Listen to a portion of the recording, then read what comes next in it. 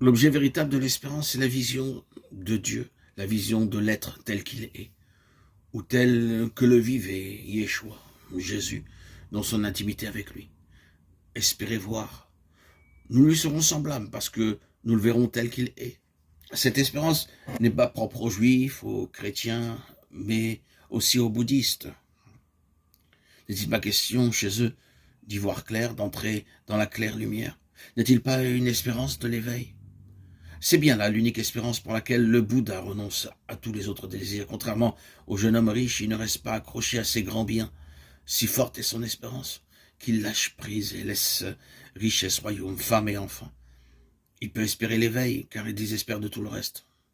En Orient comme en Occident, l'espérance commence là où finit l'espoir.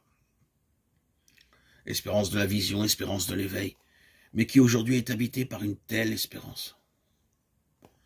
Inquiet et satisfait à la fois, ne sommes-nous pas comblés de tous nos petits espoirs?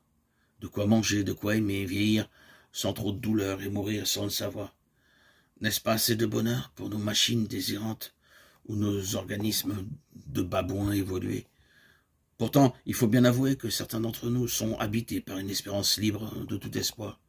Sans doute parce qu'une fois leurs yeux se sont fermés et ils ont vu là où il n'y avait rien à voir. Sans doute parce qu'ils ont failli s'endormir pour de bon. Et qu'à la frontière, ils ont contemplé mieux que la lumière promise. L'espérance est alors vraiment fondée sur l'expérience du sans limite, au cœur même de nos limites. L'expérience du non-temps, au cœur même du temps. Expérience de ce qu'en d'autres siècles on appelait la vie éternelle, au cœur même de ce qu'on appelle aujourd'hui la vie mortelle. Évidemment, libre à chacun d'adhérer à cette expérience et d'en tirer des conséquences logiques ou folles en matière d'espérance.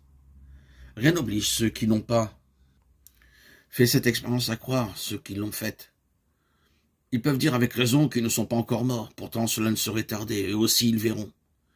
Mais en attendant la vision, il est agréable de philosopher. Certains ont raison de dire qu'espérer, c'est désirer sans jouir, désirer sans savoir, désirer sans pouvoir. Mais en toute rigueur de terme, ne pourrait-on mieux dire que les vertus théologales des anciens, la foi, l'espérance et la charité, se rapportent à ces trois expériences du manque qu'appréhende tout homme adulte? Désirer sans jouir, n'est-ce pas le commencement d'un amour délivré du poids de ses attentes et de ses appétits?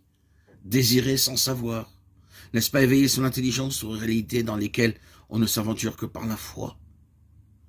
Désirer sans pouvoir, n'est-ce pas à travers l'acceptation de ses limites, demeurer ouvert à impossible, être dans l'espérance? Une approche psychanalytique de notre question ferait remarquer que l'homme, être de désir, ne peut s'éveiller que dans le deuil de ses jouissances, de ses savoirs et de ses pouvoirs.